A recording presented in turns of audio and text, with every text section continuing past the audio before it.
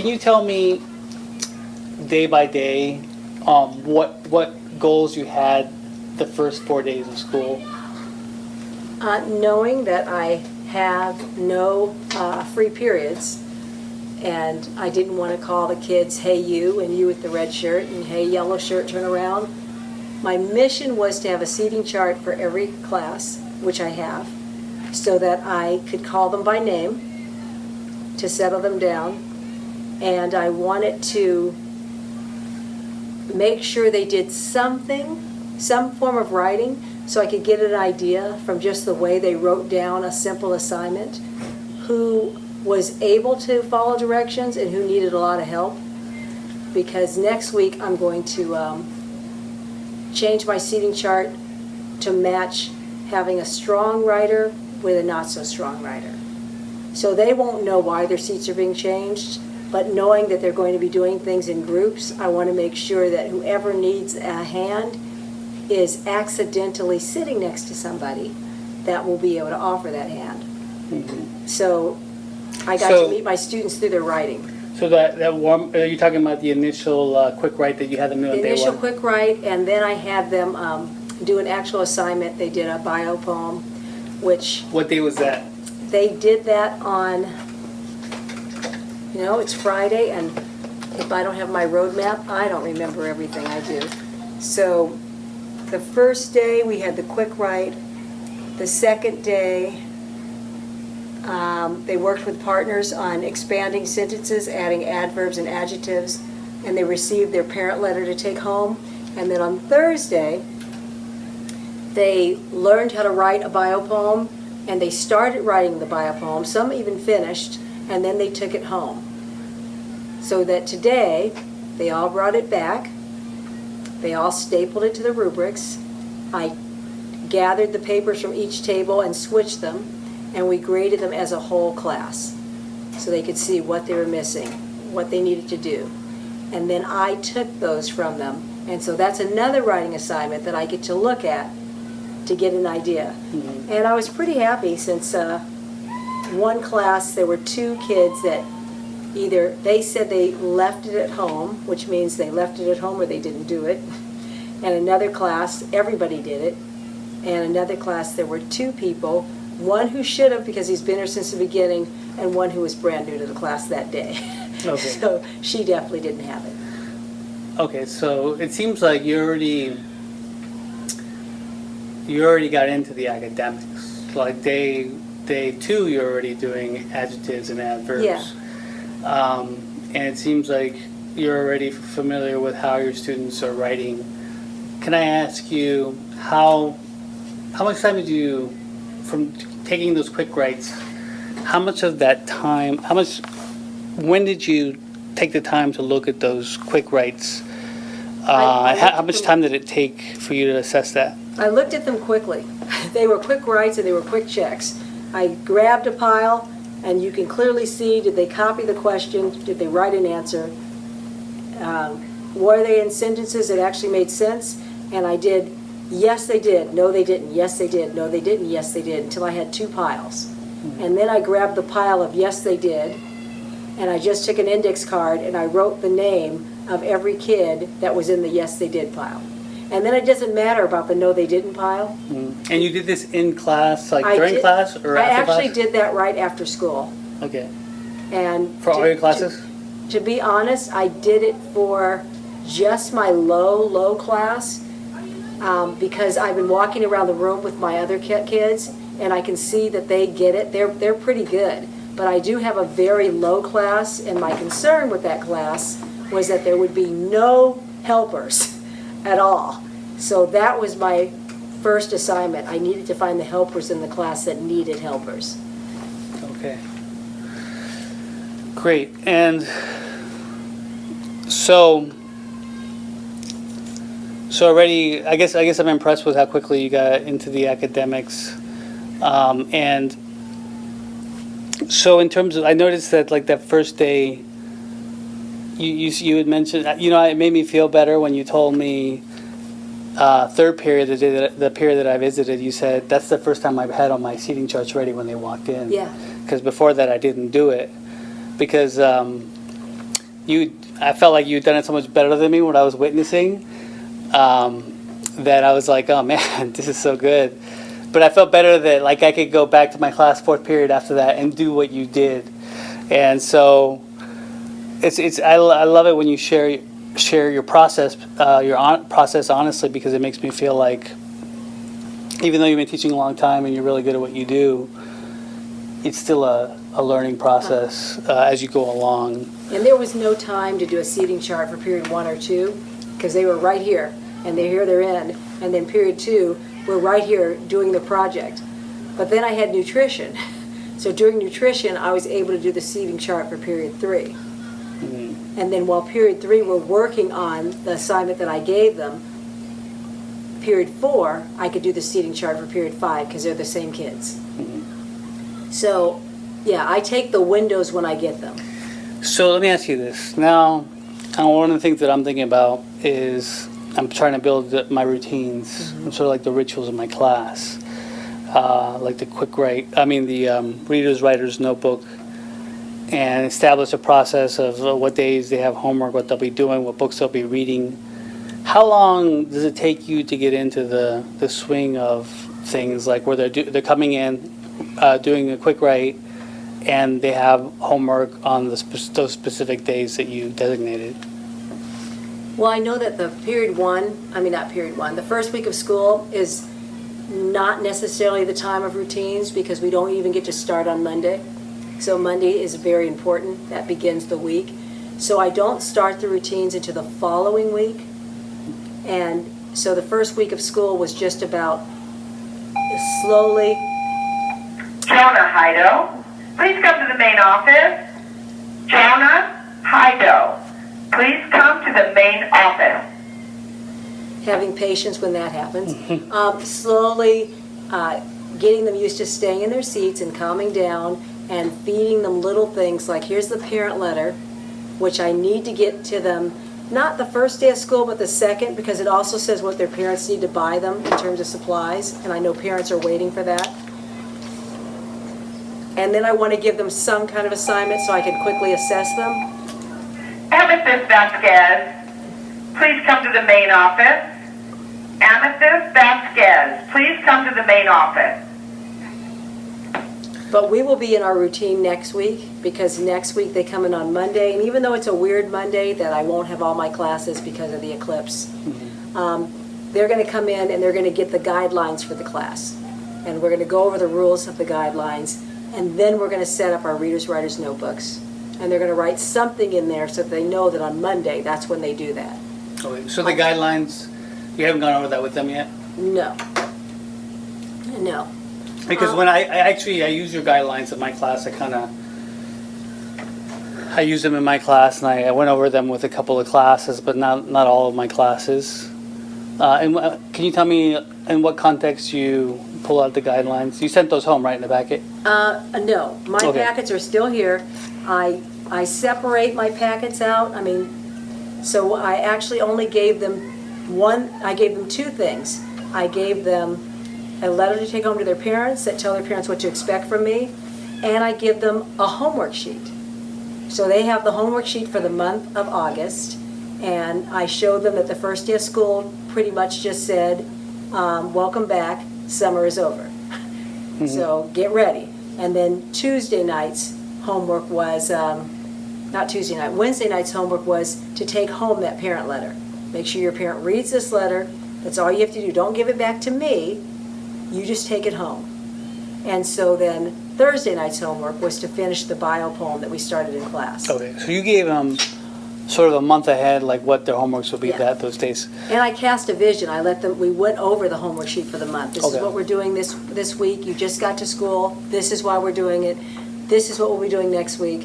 And I've been getting new students every day, which I expect that first week of school, which is why I hold off on my guidelines and my course outline, because you as a teacher know it costs money, and I spent $405 to print everything out for my classes and back to school night. So it's money if they move from my class to go somewhere else and take all that with them. Mm-hmm. So I wait for things to settle down, and usually by the second week they begin to settle down, so I start handing out my stuff on Monday. Okay. And I have to say that one of the things that I really loved that I saw that kind of inspired me when I went to go talk to my classes is that you really started talking about reading and getting them excited about reading. I really got to see, the library that you have here. It's such a modest library. But at the same time, it's so detailed and objective. It has a very clear-cut objective. That tell me what it is that how you approach the whole reading thing the first day of school. Well, I have to bring it up right away because my library is very involved and I honestly can't teach and be a librarian at the same time. And so I need them to know it exists because I tell them immediately that I need 3 librarians per class, and if you're already thinking about it, then you need to write me a letter of intent of why I should hire you as the librarian. And did you get applications? Or? I didn't give applications. I just told them in the real world, jobs that you really want a letter of intent. And I even told them what to put in the letter. I said, I want to know things like, your ABCs so that you can alphabetize these books, that you don't mind being interrupted. So somebody could ask you, could you open the library and get a book for me? And that you work well with people. And that you know books so that you can even say, hey, this is a great book. So I already have 1 letter, and I'm waiting, and they do know that if I don't get a librarian for their class, then they don't get to use the library. And if they don't, has that ever happened? It happened almost. I think a few years ago, I had a class that nobody wanted to do any extra work, and they considered being a librarian extra work. But there were so many kids that wanted to use the library that they kind of had a secret meeting off to the side and convinced 2 kids, look, we want to use the library, you do it, you do it. And I guess they secretly drew straws and wrote their letters with help, and we got the library going. Okay, great.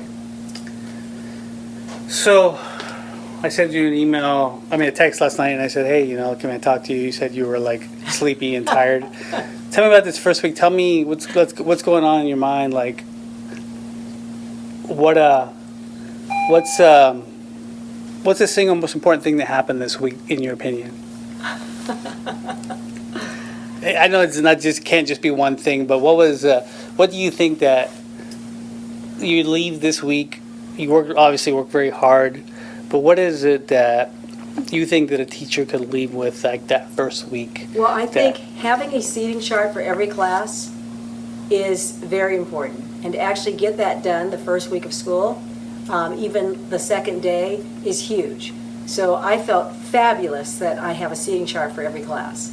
Now, I will say that the day before the first day of school, I'll be very honest, I cried 3 times. And a friend of mine who teaches here on the first day of school cried 1 time. So I think that it's normal if you're feeling overwhelmed or you're feeling like you're going to cry. I think if you're a good teacher, you probably will cry. And so just the stress of wanting to give to these kids what I knew that they needed, and every barrier that I felt was in my way, that often doesn't come from the kids because they're pretty movable. But as a teacher, you do hit a lot of politics, a lot of administration, a lot of walls that keep you from doing what you want to do. And I think all of those walls definitely almost brought me to tears. I had my computers not working. I had cords that weren't taped down. I tripped over cords. I had a kid trip over a cord so hard that they yanked it out of the wall. I had to go home and print my stuff because I couldn't print anything here. I had more kids than I had chairs, and things like that, the usual stuff that happens, that trying to make everything perfect, being a perfectionist, was a challenge, and definitely brought me to tears. So by yesterday, I was exhausted, and not from crying, but just because as a teacher the first day, there's more of you than there is of them, so you're talking and explaining every period, talking and explaining, and so by the end of the day, you've been talking and explaining and talking and explaining and trying to keep the motivation high, right, that your motivation has fallen to the ground by the last period, you're pretty much toast. Wow. So tell me, thank you very much for sharing that. I think we all kind of experience these unexpected obstacles. But now just thinking about the second week, tell me, at this time on a Friday next week, what will you feel good about having done?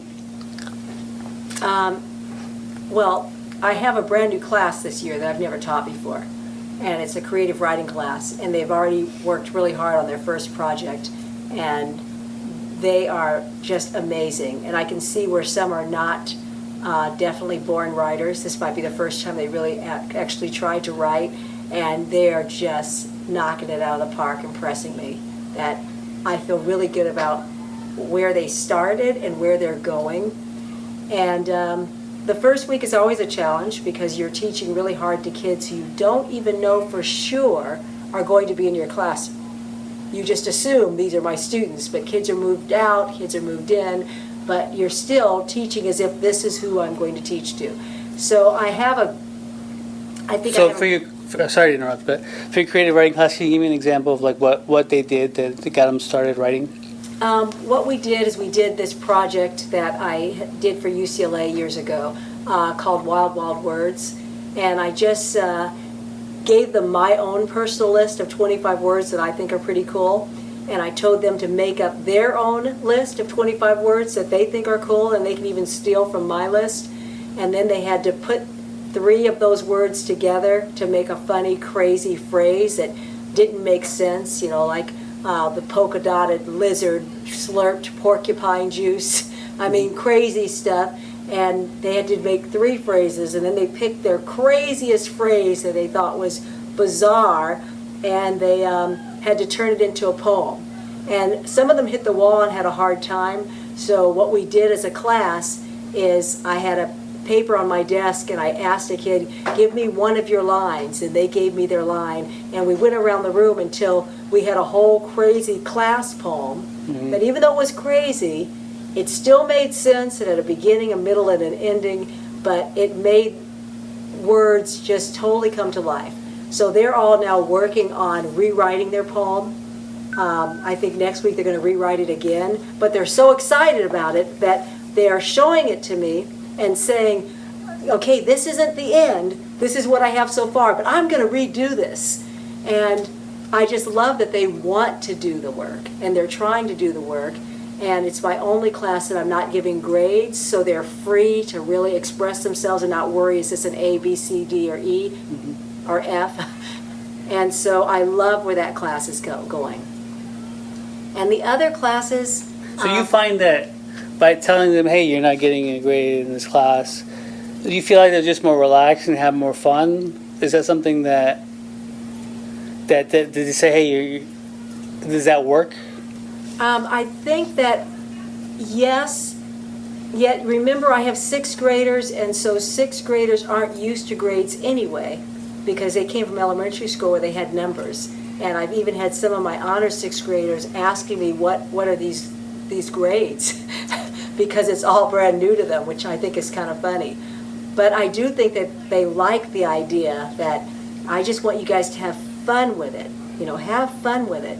And because it is a small class, there's only, almost 30 kids in there, while they're working, I'm able to call them up one by one to read me their poem. And then when they read it to me, we can actually talk about what works, what doesn't work, what should we do when you go back. And so that one-on-one is what makes it even better. I know we've been talking a while here, but I'm going to ask you one more question. Your vocabulary. I know, someone told me that you do some really cool vocabulary. Real quick, how do your kids do vocabulary for homework? It's always a creative project. They're writing haikus that they're putting vocabulary words in.